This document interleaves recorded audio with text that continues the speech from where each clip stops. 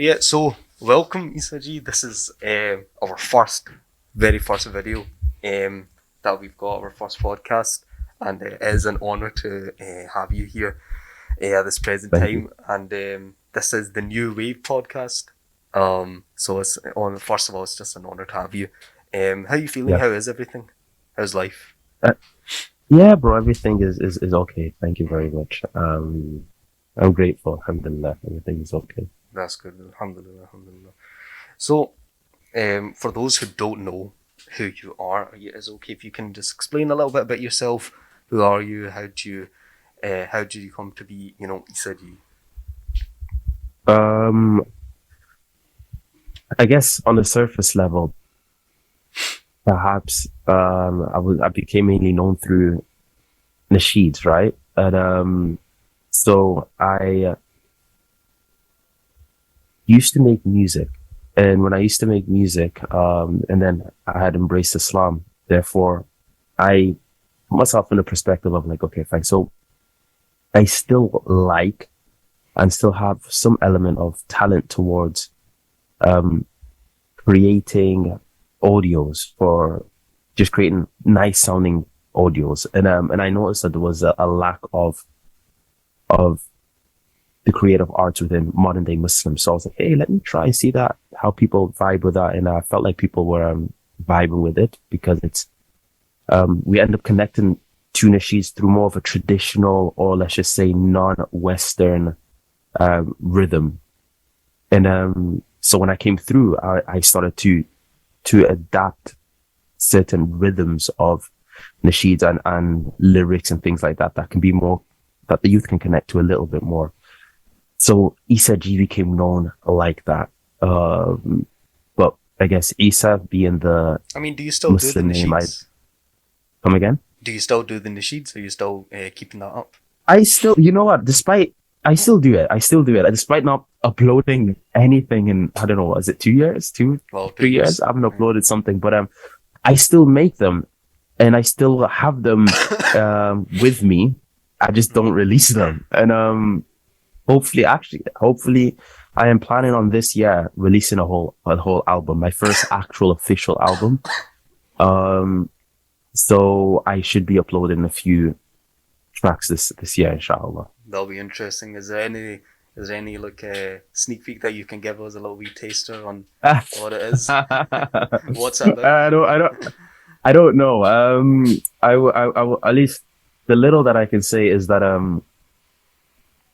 what maybe I'm maybe focused on.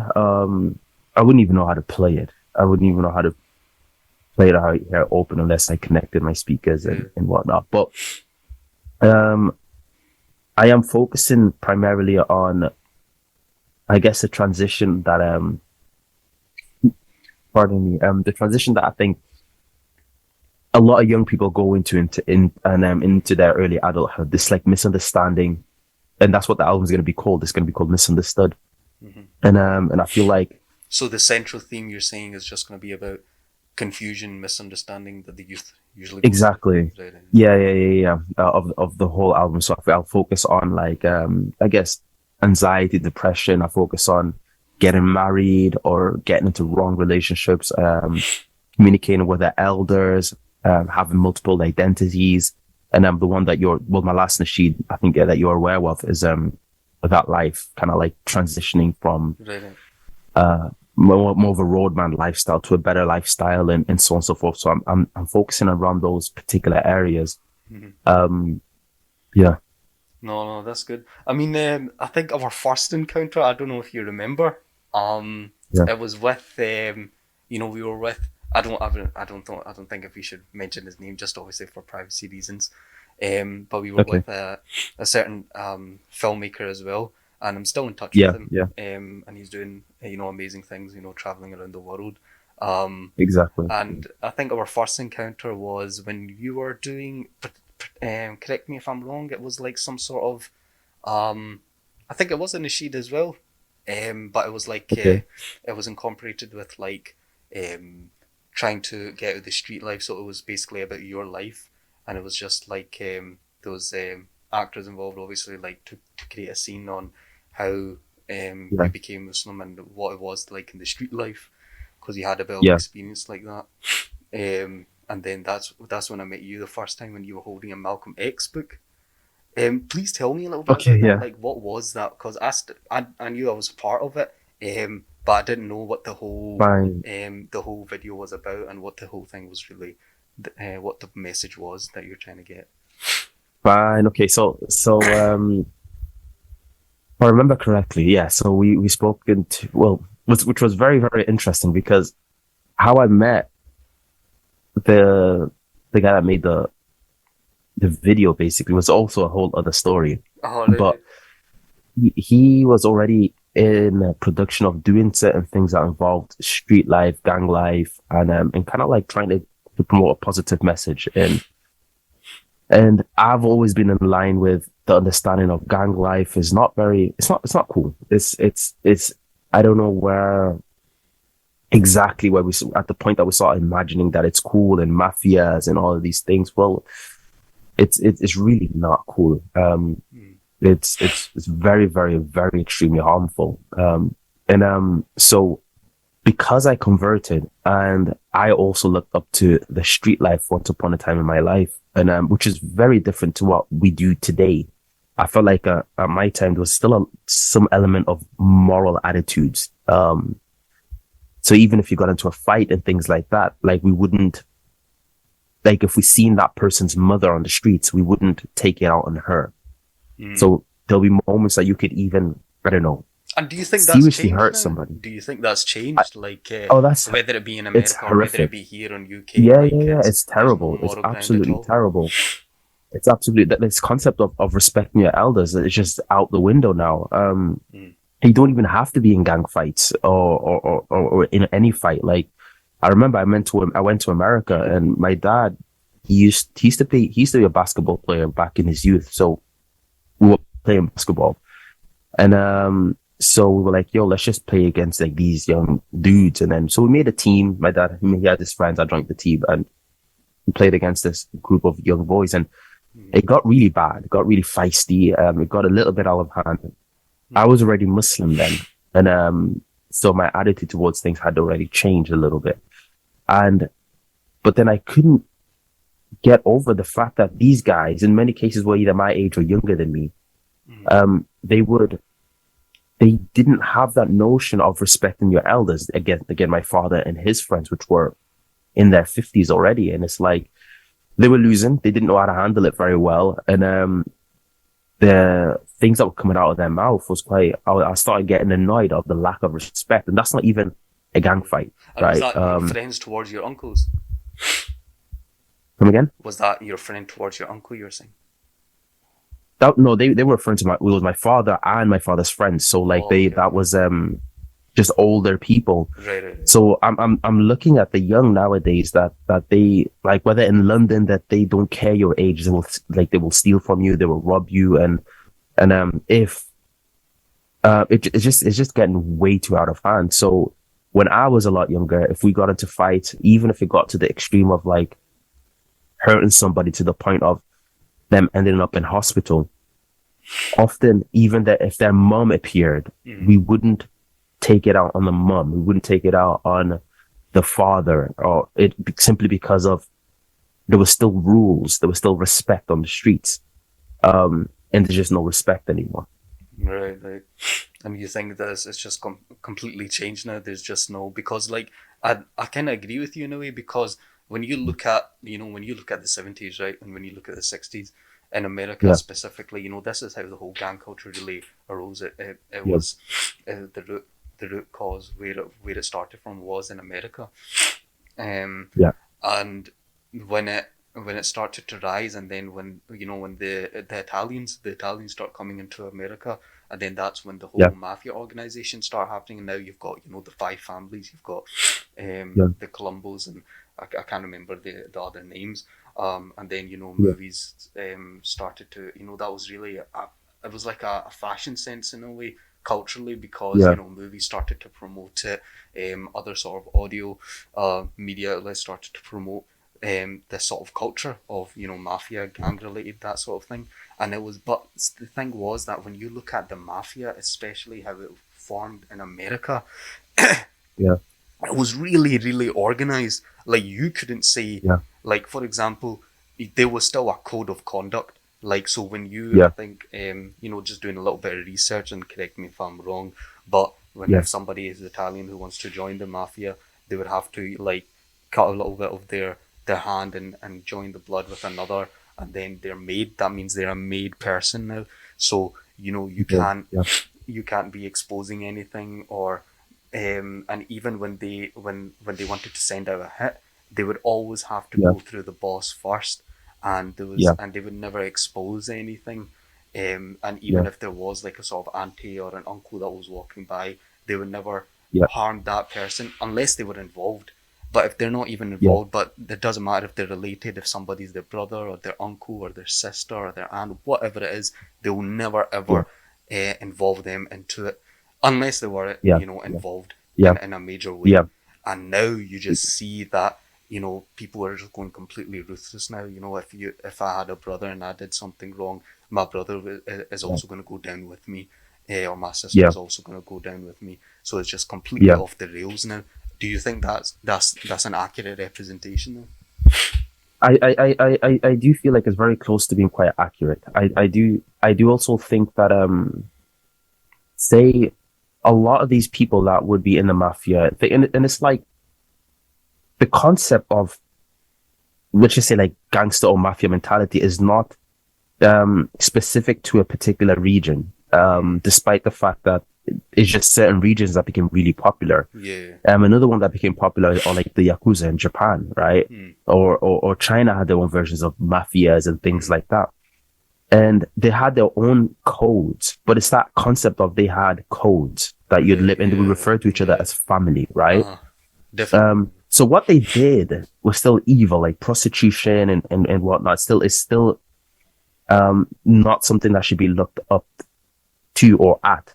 But often the idea is that sometimes, say even in the mafia, you could be in the mafia, but then you'd still be a father, you'd still be a husband, you would still have an identity that wouldn't always affect your family, because you realize that the reason why you were doing half of these bad things would sometimes be for the betterment of your family, for the betterment of your society. And now it's just like we don't even care. Like we go out, we don't, like our mothers are watching us, I don't know, in hospital beds, begging us to stop this, and we're like, and the only thing we can say is like, I'm gonna get revenge or something like that. Like we're not smart. Some of these people are really smart, and I forgot exactly who it is. But it was it like a South American or a Italian? I think he was very famous. I forgot his name right now. I don't want to say it's Al Capone or any of these people, but I completely forgot the name. But he was one of the leading mafias that became internationally known, and it came to the point that at one point his own people were actually trying to elect him as president of the country. Oh, right. The the concept just is, it's like, I know who you're talking about. It's the biggest drug lord, Pablo Escobar. yeah, I think, Yeah, yeah. Colombia. Yeah.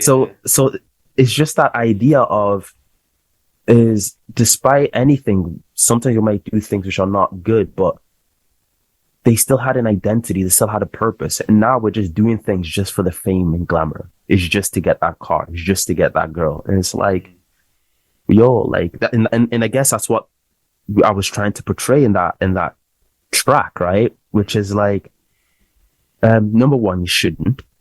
Number two, even if you end up being a gangster or something like that, like you have no real purpose. Half of us have like both our parents, we have love in the family, we have, we're living in England, we get paid by the government, we get free education, we get all of these things, right? Yeah. And yet we still choose the gang life. I'm not trying to say life is perfect, but there are better choices, and that and I feel like Malcolm X with the book was a representation of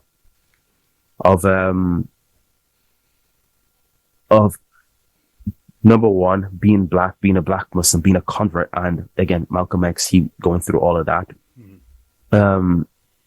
So resonating with Malcolm X and his so But it's so very true. interesting Yeah. life story.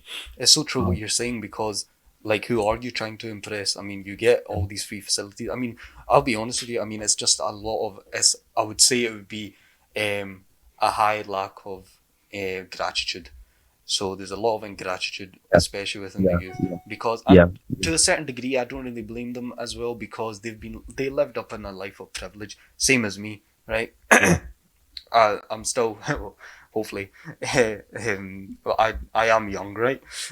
yeah, And I've lived up in that generation of privilege where you grow up in a house where you've got central heating. You don't need to go out and yeah, get a bow and arrow and yeah, kill some deer just so you can get some food for the day.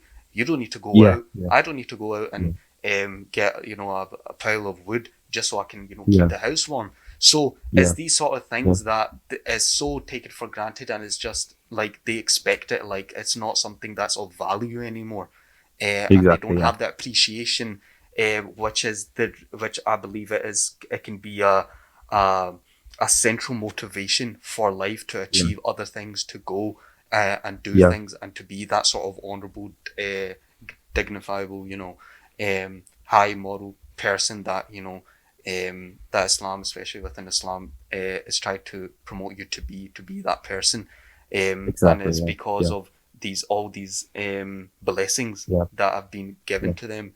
We like generations before, like this is it's a fast generation. Only like you can say 30, 40 years ago is when yeah, all this sort of technology has come into our eyes, and it's fast now. Like everything is getting yeah, outdated now. yeah, That same laptop that I'm gonna have, this is not gonna be used or be popular within the next year or two. There's yeah, gonna be a yeah, new yeah, one now. So everything yeah, is fast now. Everything is just you're getting everything by the minute, and yeah, everything you're getting all these blessings, and it's just a fog in your mind now. It's like, oh, yeah, these are yeah, normal things. I should have these. I should have this. But people don't exactly, realize that no, really, really, you're not. You're just extremely privileged, and these are yeah, things that people had to really work hard for thousands of years exactly, just to yeah, get just to feed their family or put some food on the table. yeah. I don't mean to be pessimistic, Mm, but I agree. Well, I agree with you. Like Allah says in the Quran in multiple places that mankind are ungrateful, and many ahadith that reference the ingratitude of mankind in general. mm, But a lot of these people that want to take the street life, they're very half of them don't even have normal skills themselves, right? They yeah. don't even half of them don't even have hobbies. So Mm, it's the idea of like like maybe produce something that is quite beneficial for yourself, mm, for your family, for your even if you just gotta get up, help your mom do the dishes or something like that. Like there's ways to turn.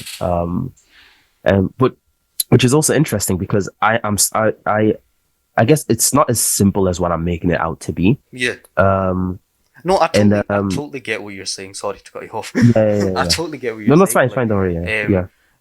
See, the thing is like, you probably can realize now. Like, I bet you can probably tell the difference that before you were a Muslim and now you're a Muslim. Like before when you were in that street life, and now you're completely clean. You can see that you're in. I bet you can feel much more peaceful now. You're in a state of peace, Definitely. and it's a Definitely. huge difference because I'll tell you, a personal story that I've actually not really told anyone, not even to my closest friend. Um, so I won't try to get into too much detail. But the point of it is that I'm way more happier than I am now, and I'm in a state of peace. I'm not in that constant worry or anxiety anymore. So basically, as soon as COVID hit, I was out of high school, and Yeah. I was doing okay, alhamdulillah, and I was gonna get into university. Um, but I was desperate for money. Like, I didn't have any money at all. And I used to just always think to myself, why do I not have a job? I see my friends have this job and they've got that job, and I'm completely jobless, and I felt worthless, right? And out of complete sheer desperation, I got into something that was a big, big mistake, right? Yeah. Yeah. And these guys were gangsters, right? And Yeah. these were quite older men. That one guy Yeah. was in his 40, another guy was about 45. So I was able to get it through it with a friend who lived in my area, yeah, to get in yeah, touch with them, right? yeah, And yeah, I was still in that, even though like I was trying to go to a masjid regular and try to be on my deen, I was still quite ignorant. I didn't know a lot of things, and I still don't, right? And so yeah, yeah, it's yeah, always a learning process. yeah, So I got easily influenced in, and I gave my bank details, gave my bank yeah. card, and from oh no, I think the time is running out. Um, I think we've got only 10 minutes left. So what I'll do is once the 10 minutes goes by, I'll Yeah. just delete it and then I'll add you back in again. Okay, cool, cool, cool, Okay. cool. So Yeah, yeah, so trying to make it a long story short, basically I got into this um deep situation where it was very hard for me to get out. So yeah, since they've got my details, they took months just to, and they were making these big excuses like, oh, we can't get you the money right now into your account, blah blah blah. yeah, The offices are closed and or due to COVID and this sort of thing. So it was yeah, a month. It was it almost lasted for a year, a full year. yeah, And I remember the latter part of it, the last you can say 6 months, like I yeah, couldn't go to sleep. Like every single day, mm, um, I was in complete worry, anxiety. I was like, what if the police are gonna come to me? What if my bank finds out? I'm gonna get blacklisted. Blah blah blah. It's gonna cause problems. You know how Shaitan works as well. He'll over exactly. Yeah, exaggerate it with you. So that was it. And every day, it was so bad. I had an iPhone 6, right? So now I've got like a Samsung. I've got S20. So okay, I've fine, upgraded. fine, Back fine, then, fine, I had an fine, fine. iPhone 6, right? And Yeah, yeah, it was so shit. It was so bad. Like I could barely text, right? I rinsed that yeah, phone to the max. I could yeah, barely call. Like, see, if you called yeah, me right now through that iPhone exactly. 6, right? I couldn't even, I would answer and you wouldn't even hear me. Yeah, It was really that bad, or it wouldn't even yeah, work half the time, right? So yeah, this guy that I was working with, right, who was trying to get money into my account, yeah, he always trying to phone me, text me, right, and then it was so bad because my family was in my house, right, and then if they find out, they're gonna, beat the shit out of me, how the yeah, Asian exactly. Yeah, Asian yeah, households are. yeah, So, yeah, yeah, that was hell, man, and I couldn't yeah. really explain it to anyone. I couldn't talk to anyone because I That's felt so much shame insane. inside me that to the Yeah, point yeah, that yeah, I really didn't want to discuss it to anyone. And exactly. all in my head, my goal was I need to get out. I need to get out of this, right, Yeah, one way or yeah, another. And it was such a mind game. yeah, So when I would go with them, sometimes like my phone wouldn't work, so the online banking wouldn't work, and then they would yeah. threaten me. They would be like, "Oh, you're stealing money. You're just trying to make this excuse." Okay, And fine, fine. I would get into deep depression and deep Yeah, anxiety, and I was really really scared sometimes yeah, when I would go into their car, right? So I would have to always yeah, meet up in some sort of random place.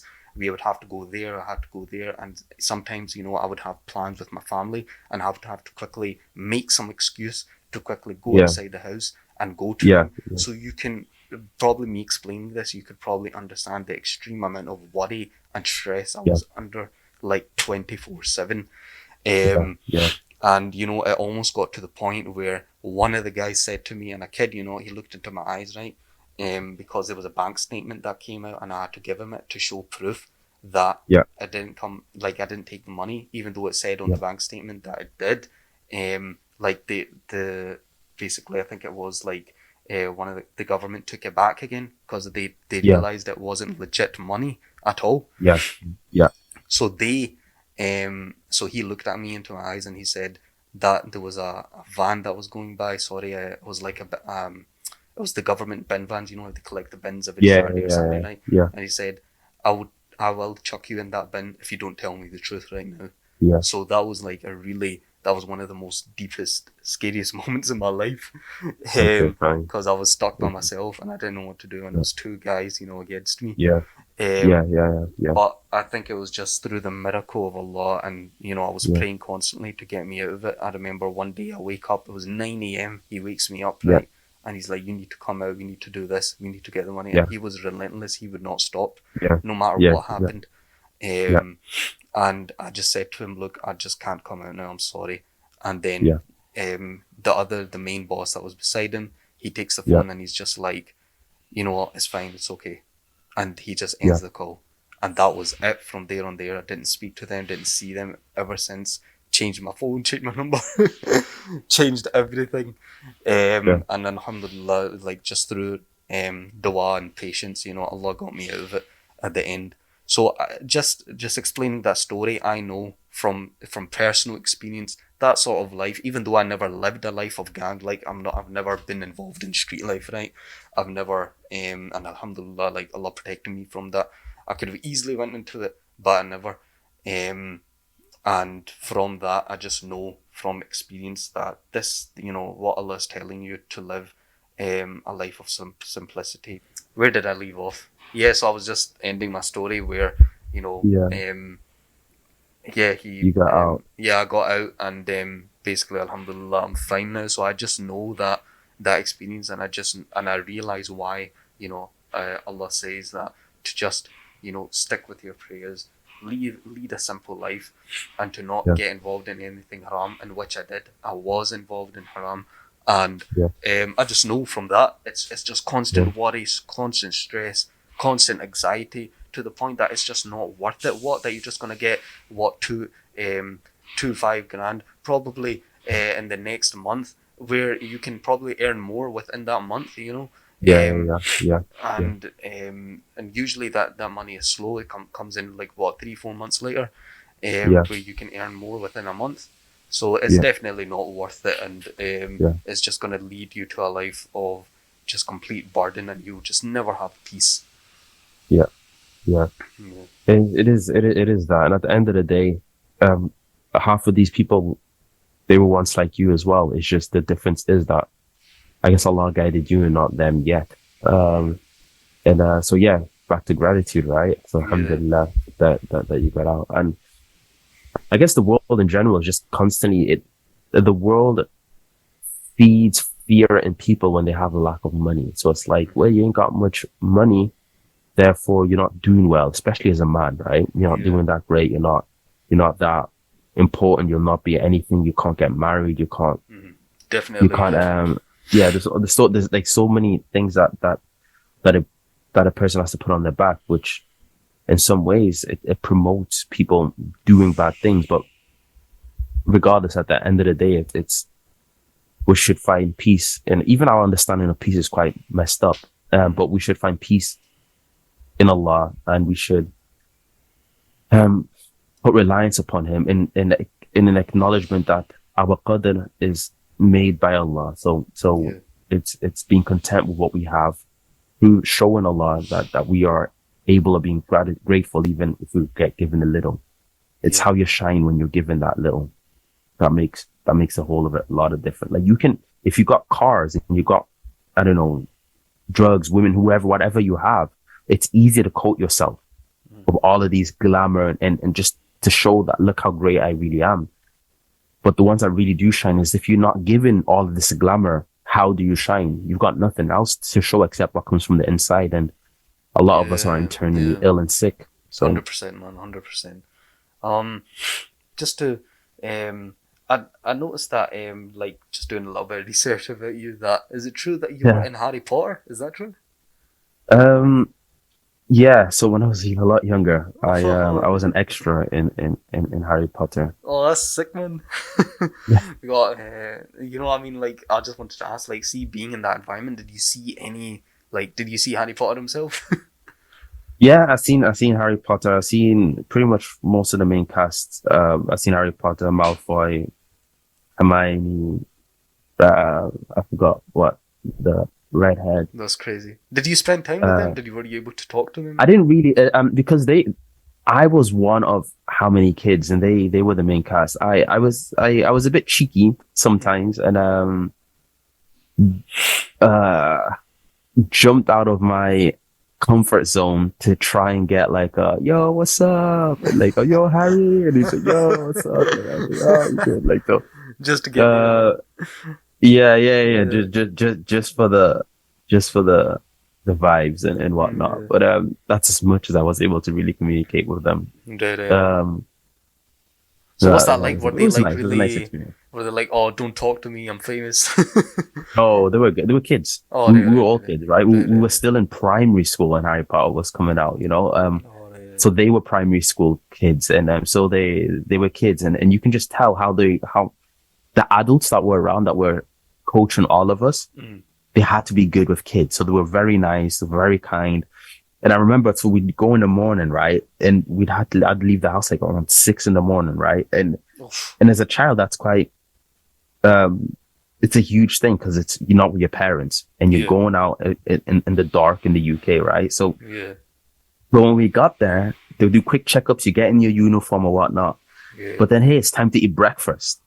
And yeah. like, breakfast was the nicest breakfast until this very day. I'm like, yo, like, I don't think I've been so happy with so much breakfast. Like, That's as it. that, because like What they was it give like? you kid stuffs. Like, Lobster and carnivore and all that shit. no, like, that's good for adults, Caviar. right? Kids don't care about that, right? Oh, Kids don't care. Like, yeah, what kids want, like, it's chocolate bars and Rice Krispies and all. That's what we were getting. Like, we're getting yeah, like frosty bars and whatnot. I was like, yo, this is just leave me in the chocolate section. That was it. Like, I was happy. So we were all kids, and at the time we were doing exams as well. So it was a little bit extra stress. And we met so many people from so many different schools and whatnot. So um, it was nice. It didn't give me that vibe. Malfoy did though. Believe it. I don't know if he was just being in character, but uh, he did. Because one time he was walking past me, and I was like, "Hey," and he just gave me this hacky, and I was like, and that was still in my attitude days, right? yeah, I was like, who, like, yo, because this is not Philosopher's Stone. So I already knew him from Philosopher's Stone, how much, so I didn't like Slytherin, in other words, right? yeah, yeah, yeah. And so I was like, what are you looking at like that? Da, da, da, da. But I felt that he was like, he was playing in character, right? Mm. Um,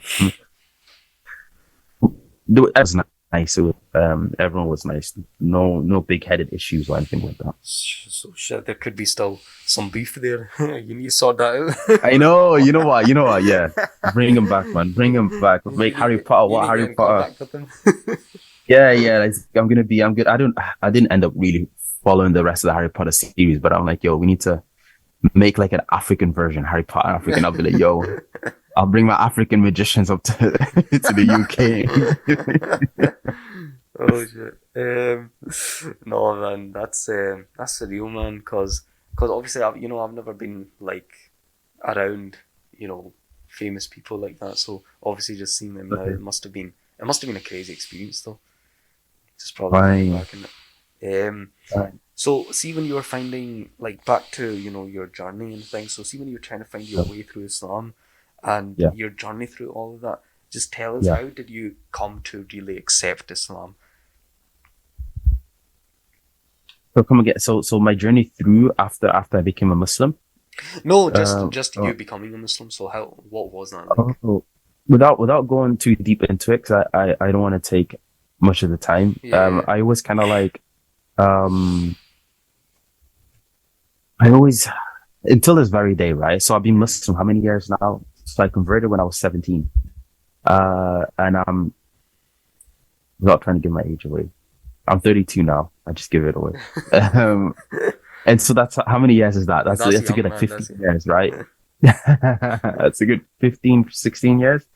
So half of my life, right? So all of my adult life I've been Muslim. And until this very day, I still question why did I become a Muslim? Mhm. Um, So it's not as easy as black and white. Some people get like a flashlight, like, like let's say like a thunderbolt comes in and just hits a holy book and the holy book appears in front of you, right? And that wasn't like that with me. I guess for me it was a lot of little messages and there was a lot of keeping in a sincere heart. Mm. So despite me being very much into the hip hop in particular lifestyle, I always believed that I had a heart that could separate good from bad. I was brought up in a good way. I had great parents. Well, I have great parents, and I, I have good friends. Even though we all messed up a little bit, but even in our messing up, we always kept that separation. That we can do, we can do so many of these bad things, but we know who we really are. So it's the ability to identify good when you see it.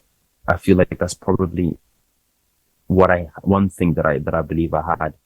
And number two, I guess it's also the idea that not being afraid. And I guess the whole gangster understanding is it gives you that. It took away my fear of doing things often.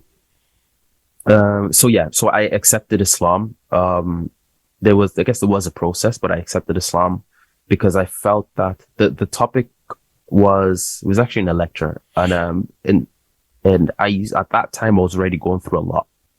Amongst those things were my parents had decided to leave to go back home. They were like, "I'm done with the West. I'm going back home."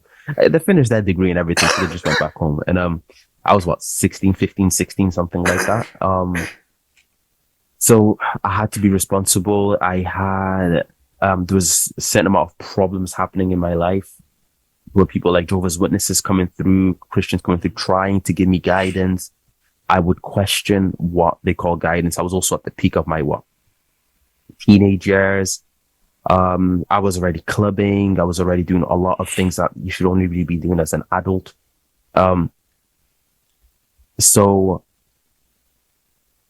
when Islam, well, 9/11 as well, right? So Islam wasn't necessarily portrayed well in the media.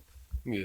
I felt like a lot of Muslims themselves didn't always talk about Islam. So I assumed all Asians were Hindus for some reason. Because one of my friends he was Indian in origin and he was a Hindu. Yeah. So I didn't have a lot of my Asian friends come to me and talking about Islam up until a little bit later.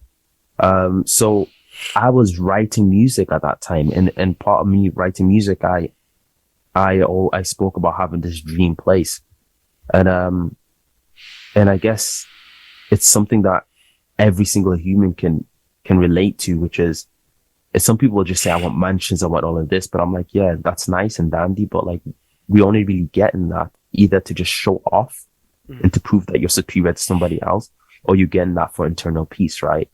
For your own contentment. And so I was looking for contentment. When the topic that I came across, well, somebody invited me to go to was Muhammad, the most misunderstood man on earth. And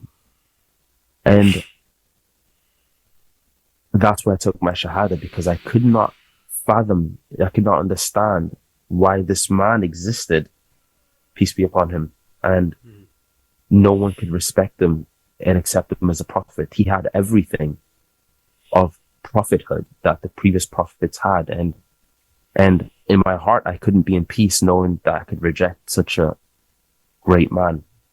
And they didn't shy away from problematic topics, right? Yeah. Spoke about Aisha and they spoke about the wars and everything, and it's like, yo, like if what this man is telling me is true, why are we rejecting him? I'm like, he reminds me of Jesus. He reminds me of Moses. He reminds me of Noah. So I accepted my shahada on that day. No, that's incredible, man. I mean, like, there's a lot of people that really need to understand what this religion is and who this man was. I mean, you know, alhamdulillah, like, there are people, like, who have great influence on the youth, like, I don't know if you've heard, but people like Sneeko, Sneeko, if you're watching this, you know, it'll be great to have in the podcast as well. But, you know, alhamdulillah, we've heard that he's accepted Islam. So, and his journey through it, just to know, like, to have the truth in front of you, you know, like, this story just really, really hits me, of our beloved Prophet, Muhammad sallallahu alaihi wasallam, like, when he was standing on a mountain, and he was known as the trustworthy person, he was known as to be, morally, you know, upright, honest, all the time, and, you know, he stood on a mountain and he gathered everyone up, and he says, if I was to tell you that there was an army that was going to be coming behind me, would you believe me? They all said yes. Even the uncle, I forgot the name, that was against him, even he said yes. And then he says, he then says, but I'm telling you that I am a prophet, and you know me to be the trustworthy person. So why do you not then believe me then? And, you know, that was just such a powerful statement.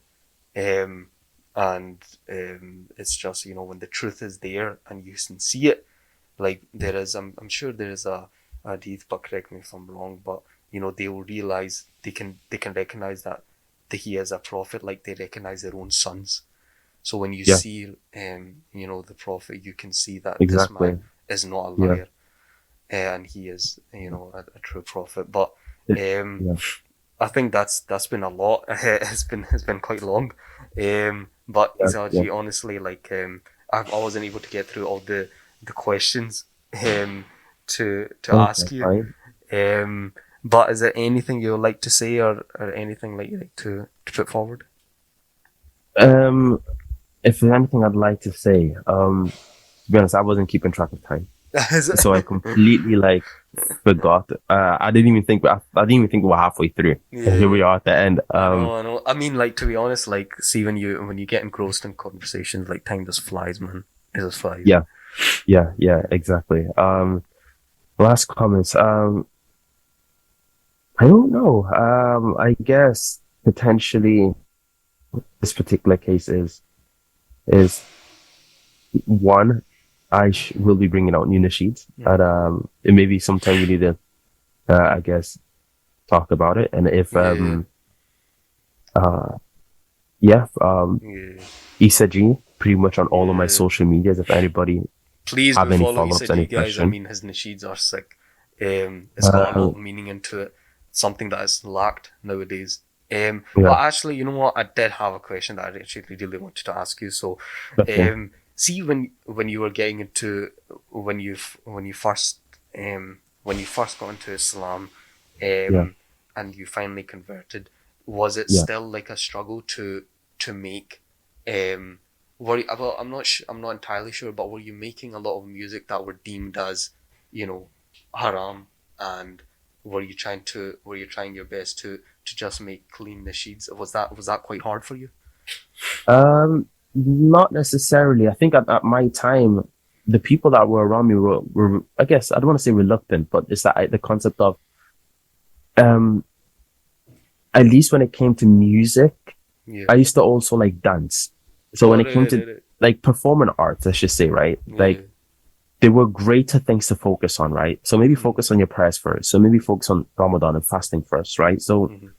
I didn't really look at it as an issue, but I understood by then. I had already understood that the music I was listening to already Mm-hmm. was problematic, regardless if I was Muslim or not. It's not promoting good things. Yeah.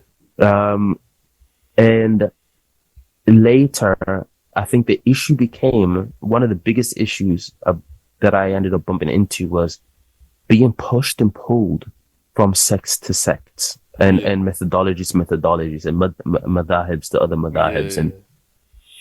so it's like, hey, like the Hanafis would be doing like this, and then hey, change the way you pray and pray like how people would call themselves Salafis would pray, or and then go over here and then maybe never talk to the Shi'i and never do the and so it that became a problem. Yeah. And then I feel like when people present problems like that to converts, what ends up happening is it just ends up leaking into so many other things.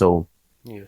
So and then you It can start to get it can question get quite yourself. confusing. Yeah. It can get It gets quite confusing. yeah. Yeah, you start to question yourself. But for some in this case I started questioning music and Yeah. is it haram? What is haram? What isn't haram? Who do I trust? Who do I believe? And why is it? Give me hadith, give me proof, give me all it. So like it Mm-hmm. became problematic maybe I guess a year or two later. Yeah. But initially it wasn't really a problem. And yeah, initially it wasn't and I was good. As long as I could Yeah. write, I So was see, when it happy. became a problem, what was the things that you had to go through? Um I feel that we don't use music just as entertainment, Hmm. right? We use music as a means of, there's so many reasons, right? And sometimes we listen to specific songs because we resonate with what is being said. So sometimes music is used as a healing, is it sometimes you might be on those rainy days and you're going to listen to this one person. I don't know who you're going to listen to, right? But, um, there was a very muddy patch in my life. And, and I guess this is also a thing, even prior to Islam, is Islam is the most perfect thing. Islam, the Prophet, peace be upon him, Allah and everything, right? So the Quran and all of its beauty, it is beyond our comprehension. Reads, right? Yep. To this very day, we're still finding things out. But then it's like, as limit and we limit the ahadith and we limit the Prophet and we limit Allah to our understanding. You know, it's like they're beyond our understanding. We don't and so, and again, another problem that I had even prior to me converting to Islam was I didn't find Muslims or practicing Muslims very friendly or very nice. And that might have been media and portrayal, whatever it is out there, but regardless of what that is, that's how I felt. Mm.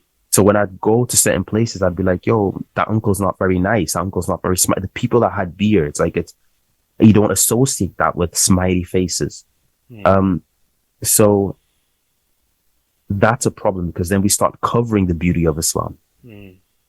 And then later, when we start to create certain arguments and certain issues, that's also a covering of the beauty of Islam. Mm. And then where do you go to? I mean, I make dua, I go to Allah, but I'm like, if y'all are arguing, or this person is arguing, this person's saying this, and I know generally speaking across the four schools of Islam, predominantly not, yeah, I'd want to say the word unanimously, but predominantly music is haram. But I'm like, if right now I don't have support of anybody, there was a time that I'd be like, yeah, you know, I need therapy in this case, right? So that was a hard time that I felt that I started to revisit the understanding of whether not just music but just the arts in Islam, and No, I mean, that was a hard time for me to let go of those things. yeah. I mean, no, I definitely understand. I mean, like, because you were new at that time, it must have been Yeah. really, really off-putting, which could be a Yeah. shame. Like, it could have been gone to a wrong direction. You could have just went back and not accepted Islam, you know? Yeah. Like, that is one of the problems, especially here. Like, we're based in Glasgow, if you don't know from my accent. So that is such a big problem when it comes to, you know, Uncle G's and you know, like, God bless them. I mean, you know, you can tell that they're only there because they've got their last minutes in life. You know, they know that they're not going to be here soon, so they just want to stay in the masjid, get all that reward that they want to get, and then hopefully they're in a better place because now they're just thinking for the hereafter. So sometimes, you know, I do have a soft spot for them. Like, I don't like when they sometimes just shout at me for no reason. When, you know, when we're sitting down, when it's like Ramzan or something, and we're all sitting down eating, or you do something like a wee mistake, you put the Quran somewhere else, but it's supposed to be there. You know, like, sometimes I just let that go because, you know what, they're at the end of they're at the end of their life now, and, you know, they just wanna like, they really care for the religion that much, and I think it's all sort of love that, like, you know, when your mum shouts at you or your dad shouts at you for not doing something right, because they just really, really love you and they want to see you be that perfect person. And I think it's just out of that, because they love the religion so much, they don't want to see anyone tampering with it, or, you know, tampering with it in a way. So I think that's why it brings out their anger within them. But sometimes you get annoyed, man. Like, I'm not gonna lie, I'm not perfect. Like, sometimes they really get under your skin, man. Like, I just sometimes just shout at them or talk back to them, just to, like, sometimes you need to put them in their place, man. I'm not gonna lie to you, because I've got a friend, you know, who's, mashallah, he's a hafiz. For people who don't know what hafiz is, like, that's, you've memorized the Quran, right, cover to cover, and you know, he was actually doing it in one masjid. And these uncles, you know, they would just say, oh, he's not reading properly, or he's making this mistake, he's making too many mistakes, this and that, and the next thing. And I remember there used to be this big scholar within Scotland. And he comes in one day and he just basically shuts them all up. He's just like, look, if you don't want, if you're finding all these mistakes and you've got a problem with this person trying to lead Tarawih, then why don't you do it yourself? And they all, after that, they all remain quiet. And they let the boy, you know, they let the boy continue on. So sometimes, I'm not gonna lie, like, we need to put them in their place sometimes. But it's true. And obviously to be very, very cautious and to do it in a specific way, hopefully And respectfully. with good mannerism, But Yeah. sometimes I'm not gonna lie, I'm not perfect. I let go. I just start No, shouting. no, no. You're right. I do feel like age, while it should be respected, it shouldn't be an entitlement. Mm. It shouldn't give you the permission to be bad. And it's like, if you Yeah. get more wiser with age and things like that, then you're still a role model. And Mm. I feel like that's one of the issues, is like they've bypassed they think they don't need to be role models. And it's like, Yeah. well, like I said, I'm a prime example of being a non-Muslim, and I'm not looking at the youth, which is another issue as well, Mm. as being representatives of Islam. Mm.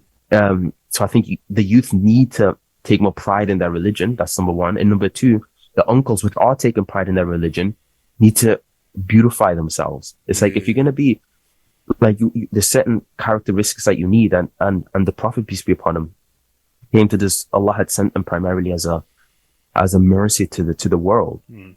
so a Rasul, as a messenger, it's something that he gained later on in his life, the role of being a messenger. But prior to him having a message, he had to live his life in kindness and harmony, and every, like you said before, with the hadith of him being a sadiq, like being was Yeah. truth with Truthful. and so the idea is like, yo, like, that is the sunnah. That's what we need to do. We need to be nice. We need to be kind. We need to be trustworthy. We need to be all of Yeah. these things. Definitely, man. I totally agree with you that. See, like, just one more point, just to touch on just before we wrap up. See, when you were going through your nasheeds and just before you Yeah. converted, when you were doing, you can say nasheeds that are not fit, Islamically. If Yeah. you were doing them, did you face like, and even after, and Yeah. you're just doing normal nasheeds that are, you can say that are under Islamic guidelines, right? Can you say Yeah. that have you faced any sort of criticism at all, whether it was before you converted or after, as soon as you started nasheeds? So, And are you facing any um, criticism now? I guess, uh, I, so let's just say the nasheeds that I do now, right, are vocal based. So everything in there is based off, voice, right? So Mm. there's not an actual drum or a piano or anything like that. And then when you actually try to understand the meaning of nasheed, and does it include back vocals and everything, and the different scholarly opinions and whatnot. So I'm like, okay, fine. So I can work within this frame, right? Um, um, and but knowing that, I do also understand that as Muslims, we kind of like will glorify an identity. So it's like, we should, like, as an example, like, there's a lot of people that wear the thobe Mm. because they think that is more religiously accepted, right? Yeah. And it's like, no, that's wrong. There are different, yes, that you should wear clothing with a sense of haya, like modesty, right? But it doesn't necessarily mean that that is by default just a thobe. So it's the same thing with nasheeds, right? And even when I listen to people talking about it, and the nasheeds that they like, it's like, well, we often stick to the same nasheeds that were made 20, 30 years ago, 40, 50 years ago, or often it'll be Arabic, and there's nothing wrong in it, but it's like, you don't understand what the person is saying. Mm. So how are you getting nourished? And realistically, there is something about beautifying your voice that resonates to our hearts in some ways. But Is there the any idea sort that of, I'm trying to, yeah? Sorry, I was just saying, like, is yes, there any sort of extreme criticism you face, like, somebody really bashing you down online, or no, yeah. So somebody saying to you so in person? the reason I was giving you, like, kind of like that, Uh-huh. almost like backstory, Yeah. it's is that it's kind of like I'm trying to identify that what I did, and I'm in some ways I am kind of like also giving an image of people's background. So on one side, people will listen to it and be like, "This is not Islamic, Oh, right, right, right, right, whatsoever." But like, this is just music, right? right. Mhm. And there'll be people that will constantly ask and be like, "Is this music? Are you like, did you use instruments and things like that?" And it's because it's very Western. The rhythm that I adapted was Mm. more in line with what you might expect in the Western society, which people don't associate that with nasheeds. Mm. On the other hand, it's positive feedback. I think majorly, it's mainly positive feedback. Like, Mm. and how often it's like, this is what we've been looking for. This is what we need. Because the youth that have been born or raised in the West don't always resonate with what's back home. But there has been like, I don't know, like, I've had random debates with specific people like that have been trying to get me off it. And like people that would say like you shouldn't even make a hum in the background, something like that. Yeah. Um, and so on and so forth. But alhamdulillah, I can't complain. I guess Allah has been merciful to me and not given me so much trouble, Mm. with it. And I've made a lot of friends through it. I've met a lot of people through it. And I'd like to believe that it's mainly more positive than negative. Yeah. No, 100%. I mean, I guess there's just ups and downs with everything. I mean, whatever you want to start, if you want to start a new business or if you want to start anything, any sort of goal, there's always going to be ups and downs. There's, nothing's perfect. This world Yeah. isn't designed to be perfect. And, Yeah. sometimes it really gets under my skin when I hear people my age who want to start something, Yeah. and they expect everything to be perfect. There's no going to be any problems that are going to come. But these are things that you Yeah. just need to get through. Anyone who's been, Yeah. you can see famous or has gotten such a Mm. high caliber of success, they always Yeah. went through such an extreme amount of tough time for a long period Yeah. of time. You Yeah. can say like for example, you've got like actors, or even though like let's regardless of whether it's right morally or not what they're doing in their business, right, under Islamic Yeah. guidelines, right, but Yeah. anyone who's been successful, they always went through such an extreme tough period of time. Like I can just give Yeah. him one example, like Steve Jobs. Like Steve Jobs, Yeah. like his main guy with him was Steve Wozniak, right? Yeah. And he was the main person who made the actual computer, the actual Yeah. product to sell. Steve Yeah. Jobs, on the other hand, had this business idea, this marketing idea. Like you can have a you can have a product that's incredible, right? But Yeah. if nobody knows about it, nobody's going to buy it. So what's the point? So Yeah. both parties were extremely important, and Steve Yeah. Jobs in particular as well. He was basically he'd worked that hard. Like in his office, he would basically not have anything to eat. He would sweat, and Yeah. all he would have was fruit. And I think, Yeah. and I'm sure, like through my research, that's how the Apple company was created. It was just he Mm. named it Apple because he was obsessed with fruit, and that's all he would eat Yeah. would be fruit. Yeah. So he Yeah. went through an extreme tough time as well, financially as well. Yeah. Like he had a wee broken car, and he would go to different states in America just to promote the product. Yeah. And Yeah. after long, relentless, tiring amount of time, and it was years Yeah. as well, he Yeah. finally created a company and was rich. But like that's the way business goes. And But like that's the reality his of it. his love for the product was more than the love for the wealth. Yeah, And I mean, you definitely. can see it even when he got rich. And Yeah, yeah, not people just want to do it just for the money nowadays. yeah, definitely, man. But Isa, it's been a pleasure, man. Honestly, I wish we could talk more. But Yeah, time has just flown. definitely. This Um, is, but I guess for the first podcast, it's nice. Hopefully, yeah. if in future episodes, Yeah, no. Hopefully, we're definitely gonna have you again, man. Just hopefully just do dua for this podcast, the new wave. It will be in every single doorstep. It will be going to every single computer. thanks. So it's something of benefit.